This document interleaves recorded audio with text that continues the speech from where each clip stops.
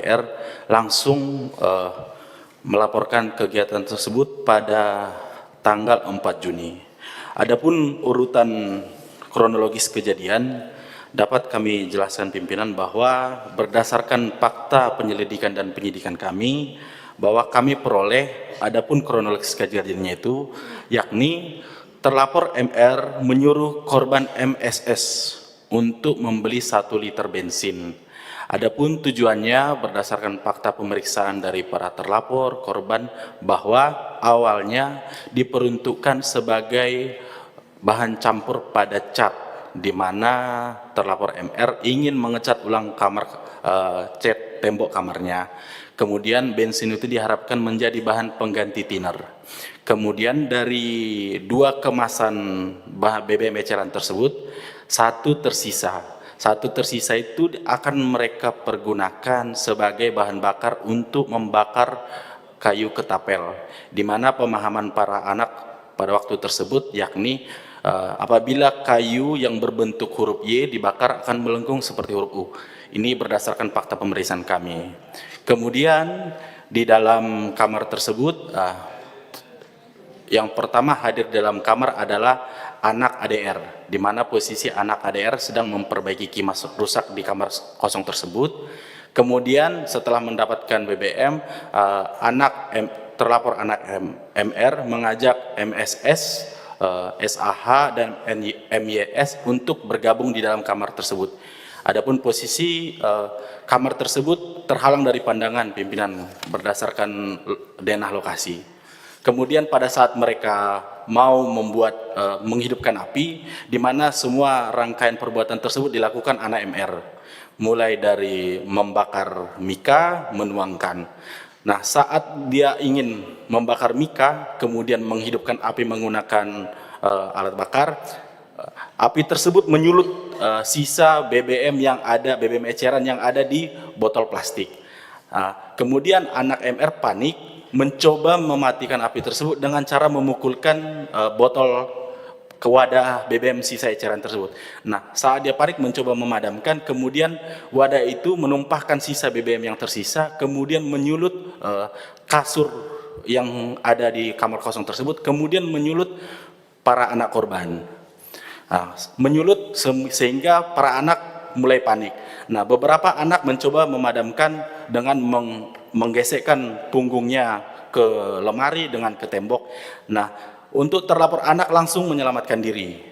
Kemudian ada anak korban 1 dengan luka ringan atas nama MYS juga sempat mendapatkan luka bakar namun selamat. Nah, pada saat mereka proses menyelamatkan diri tersebut, mereka kemudian membuka pintu, kemudian membantingkan karena keadaan panik sehingga menutup kembali. Perlu kami jelaskan pimpinan bahwa posisi pintu kamar lokasi tersebut tidak mempunyai gagang pengait untuk buka tutup, hanya berupa gredel. Kemudian terlapor anak juga menyampaikan kepada yang lain untuk keluar. Nah, 3 anak ini dalam kondisi panik, luka bakar sudah membesar, sehingga mereka tidak bisa membuka, tidak bisa melakukan apapun. Karena di lokasi mereka dengan di lokasi pintu merupakan lokasi area yang terbakar, yang tertuang dengan BBM bensin. Nah, kemudian terlapor anak meminta bantuan sehingga datang sesama santri, anak MNS yang turut membantu dengan cara menendang pintu. Kemudian di perjalanan penanganan perkara kami mendapatkan informasi bahwa adanya ancaman dari terlapor MR. Adapun informasi tersebut berasal dari keterangan anak SAH. Anak SAH menjelaskan bahwa anak ADR mendapatkan ancaman dari MR, di mana itu berhubungan dengan kejadian 3 hari sebelumnya ya pimpinan, di mana anak SAH menjelaskan bahwa terlapor anak MR sempat mengancam anak ADR. Alasannya karena 3 hari sebelumnya anak ADR sempat diturunkan sarungnya di aula Ponpes, kemudian dilaporkan ke pimpinan Ponpes. Nah, kemudian anak SAH menjelaskan bahwa terlapor MR ini mengatakan dia mengancam akan menyiram atau membakar para anak, terutama anak ADR selaku korban perundungan. Kemudian informasi keterangan dari anak SAH itu kami klarifikasi, kami konfirmasi kepada anak ADR. Anak ADR membenarkan adanya perundungan 3 hari sebelumnya pimpinan. ada perundungan yang seperti yang disampaikan oleh anak SAH, namun hubungan antara pengancaman itu tidak pernah diperoleh oleh anak ADR yang sekarang berkenan hadir pada kesempatan ini. Kami melakukan cross check informasi itu kurang lebih 3 kali pimpinan, termasuk setelah adanya kejadian di bandara. Kami juga mendapatkan pada proses penyidikan kami bahwa terlapor yakni tersangka pimpinan atau pengelola pondok pesantren tidak pernah melakukan pengawasan atau pengecekan terhadap para santri, di mana tugas dan tanggung jawabnya banyak dilaksanakan oleh saksi Wina yang merupakan juga istri dari pengelola pondok pesantren.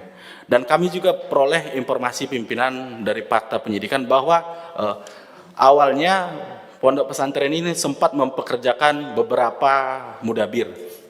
Namun pada tahun 2005 sudah tidak ada mudabir yang bekerja, sehingga pengelola ataupun pimpinan pondok pesantren mengangkat dirinya sendiri sebagai pengasuh, yang juga merangkap pengasuh, dan tidak ada dibantu oleh tenaga lain. Sehingga berdasarkan keterangan tersebut kami menguraikan kelalaian yang dilakukan oleh pondok pesantren, yang merujuk juga ke surat Kementerian Pendidikan Jenderal Kementerian Pendidikan Agama Islam, bahwa di situ diuraikan bahwa pengasuh harus melakukan pengawasan 1 kali 24 jam.